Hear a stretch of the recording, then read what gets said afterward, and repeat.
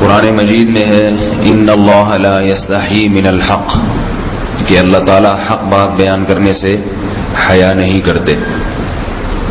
حدیث میں بھی بعض ایسے مسائل کو اللہ کے رسول نے بیان کیا ہے صلی اللہ علیہ وسلم نے جو بظاہر حیا کے خلاف ہیں، مگر اس لیے بیان کیا کہ اگر آپ صلی اللہ علیہ وسلم بیان نہ کرتے تو لوگ ان بے شرمی کے کاموں میں مبتلا ہو جاتے۔ اسی وجہ سے میں بھی یہ ہمت کر رہا ہوں کہ ایک اور ایسا گناہ جس میں لوگ مبتلا ہیں، اور وہ ہے حیا کے خلاف، مگر ہے بہرحال شریعت کا مسئلہ اور لوگ اس میں گناہ میں مبتلا بھی ہیں، اس لیے بتانا ضروری ہے۔ وہ یہ ہے کہ لوگ شادی کے بعد بھی، آج کی نوجوان نسل زوجہ سے، بیوی سے غیر فطری طریقے سے ہم بستری کرتے ہیں۔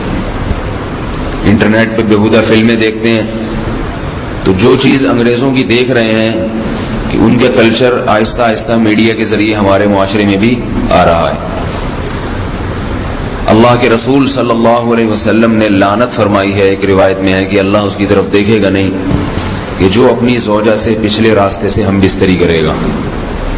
یہ بیماری بھی، یہ گندگی بھی لوگوں میں پھیلتی جا رہی ہے، خاص طور پہ جن کو لڑکوں سے بدفعلی کی عادت پڑ جائے تو وہ زوجہ سے فطری راستے سے ہم بستری نہیں کرتے۔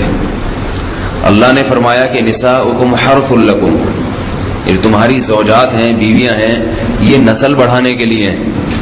تو اسی راستے میں انسان اپنی خواہش کو پوری کر سکتا ہے جس راستے سے نسل بڑھتی ہے، اس کے علاوہ کسی اور راستے سے اپنی خواہش کو پورا کرنا یہ حرام ہے، گناہ کبیرہ ہے، گندگی ہے۔ ہمارے پاس کیسز آتے ہیں، ایک پاک دامن لڑکی کی شادی ہوتی ہے، لڑکا بھی بظاہر بڑا نیک، لیکن کیا ہے، لڑکا چونکہ ٹھرکی ہوتا ہے، شہوت کا درندہ ہوتا ہے، تو وہ یہ نہیں دیکھتا کہ میں اپنی بری خواہش مٹانے کے لیے میں اپنی زوجہ کو غیر فطری طریقے پر مجبور کیسے کر سکتا ہوں، تو مجبور کرتا ہے پھر اپنی بیوی کو۔ اس میں جو عورتیں زیادہ پاک دامن نہیں ہو، نیک نہ ہو، یا ان کو یہ ڈر ہو کہ طلاق ہو گئی تو ہم کہاں جائیں گے، وہ پھر اپنے شوہر کے ساتھ اسی غیر فطری طریقے پر آمادہ ہو جاتی ہیں، اور اس کا عذاب اور اس کا وبال یہ ہوتا ہے کہ کچھ دنوں میں ان کو بھی اسی کی لت پڑ جاتی ہے۔ انسان جب بھی کوئی غیر فطری راستہ اختیار کرتا ہے، آخرت کا عذاب تو بعد میں، دنیا کا عذاب یہ آتا ہے کہ پھر اس کو لذت فطرت میں آتی نہیں ہے، پھر جو راستہ اللہ نے رکھے اس میں اس کو لذت نہیں آئے گی، پھر وہ گندگی میں ہی گھسنے کی کوشش کرے گا، اس کی بھی فطرت خراب ہو جاتی ہے، اور جس کے ساتھ یہ بدفعلی کی جائے اس کی بھی فطرت خراب ہو جاتی ہے، وہ بھی پھر کسی کے قابل نہیں رہتے۔ تو اپنے جان پر رحم کرنا چاہیے۔ ہم انسان ہیں، ہم درندے نہیں ہیں، ہم گھوڑے نہیں ہیں، ہم گدھے نہیں ہیں، ہم جانور نہیں ہیں، ہم انگریز نہیں ہیں۔ انگریز نے تو حیا اور شرم کی تمام حدود کو توڑ دیا ہے، وہ تو درندے بن چکے ہیں، ہم تو درندے نہیں ہیں، ہم تو حلال کھاتے ہیں، پاک صاف رہنے کی کوشش کرتے ہیں، تو ہم ان کی جو کلچر دیکھ دیکھ کے ہم ویسے درندے بننے کی کوشش کیوں کریں؟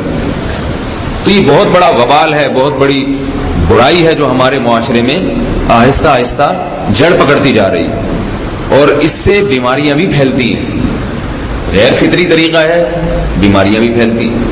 ایسے کیسز آتے ہیں کہ جناب مرد مجبور کر رہا ہے بیوی کو، اور وہ بیوی جو ہے ساتھ نہیں دیتی، تو پھر اس کو طلاق کی دھمکیاں دیتے ہیں۔ ایسے کیسز بھی آتے ہیں، اور یہ بھی آتا ہے کہ مرد جب اپنی بیوی کو غیر فطری طریقے پر مجبور کرتا ہے، بیوی آمادہ نہیں ہوتی، تو مرد پھر یہ دھمکی دیتا ہے کہ بھائی میری خواہش تو تم سے پوری ہوتی نہیں ہے، پھر میں دوسروں کے پاس جاؤں گا۔ تو یاد رکھیں، جس عورت کا شوہر یہ دھمکی دے اس کو کہ میں زنا کروں گا اگر تم نے میری خواہش پوری نہیں کی غیر فطری طریقے سے، تو عورت اپنے شوہر سے کہہ دے کہ جاؤ تم کہیں اور جا کے منہ کالا کرو، تمہاری فطرت میں گندگی ہے تو یہ مجھے گندا بنانے کی کوشش نہ کرو، اس کو زنا کرنے دیں، وہ اللہ آخرت میں اس سے بھگتے گا۔ ہر بیماری کا اللہ نے علاج رکھا ہے۔ اللہ کے رسول صلی اللہ علیہ وسلم نے فرمایا، صحیح بخاری کی حدیث، ما انزل اللہ من داء الا انزل له دواء، کوئی بیماری ایسی نہیں ہے جو اللہ نے نازل کی ہو اور اس کے لیے دوا نہ رکھی ہو دنیا میں۔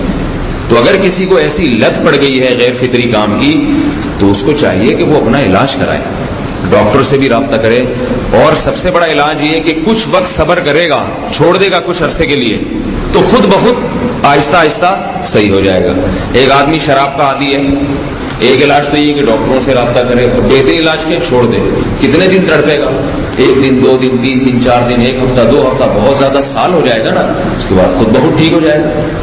سگریٹ کا عادی ہے، چھوڑ دے گا تو کتنے لوگ ہم نے دیکھے ہیں دن میں 20 سگریٹ پیتے تھے، چھوڑنے پر آئے تو بالکل ایک دم چھوڑ دی انہوں نے، آہستہ آہستہ کر کے چھوڑ دی، لیکن تکلیف ہوئی مگر عادی ہو گئے.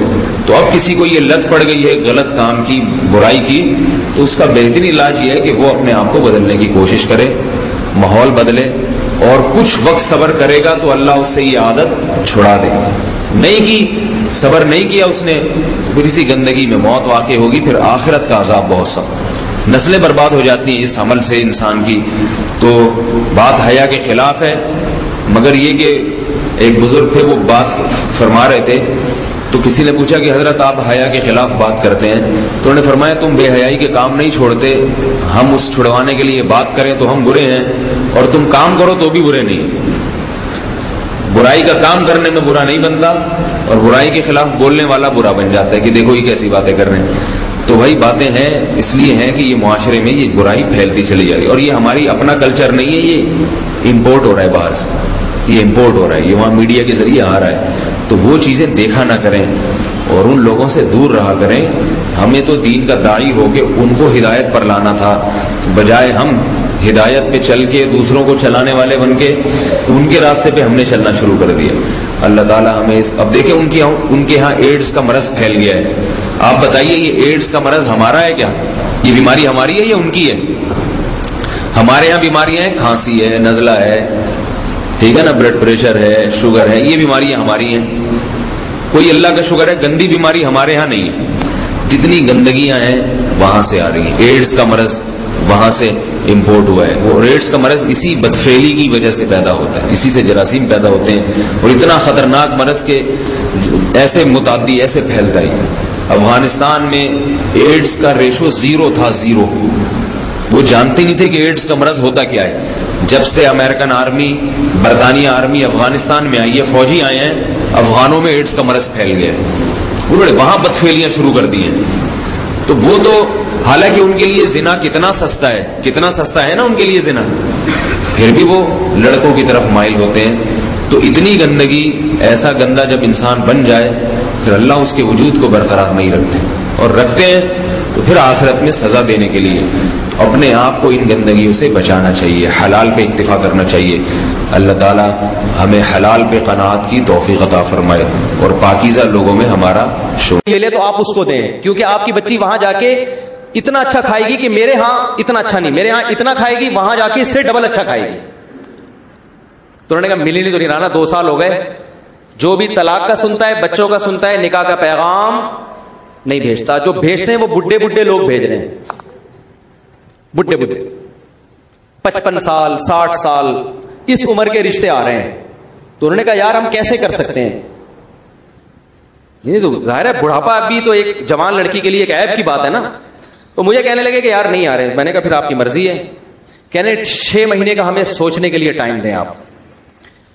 میں نے کہا میں 6 مہینے کیا آپ سوچنے کے لیے 10 سال کا ٹائم لے لیں، لیکن میں رکوں گا نہیں. مجھے اگر اس دوران کوئی رشتہ مل گیا اس سے اچھا تو میں وہاں ہاں کر دوں گا، کیونکہ میں اپنا فائدہ سوچ رہا ہوں. میں دیکھو یہ اتنی تفصیل سے واقعہ اس فلسفے کو سمجھانے کے لیے سکھا رہا ہوں آپ کو کہ 4 شادیوں کا فلسفہ ہے کیا.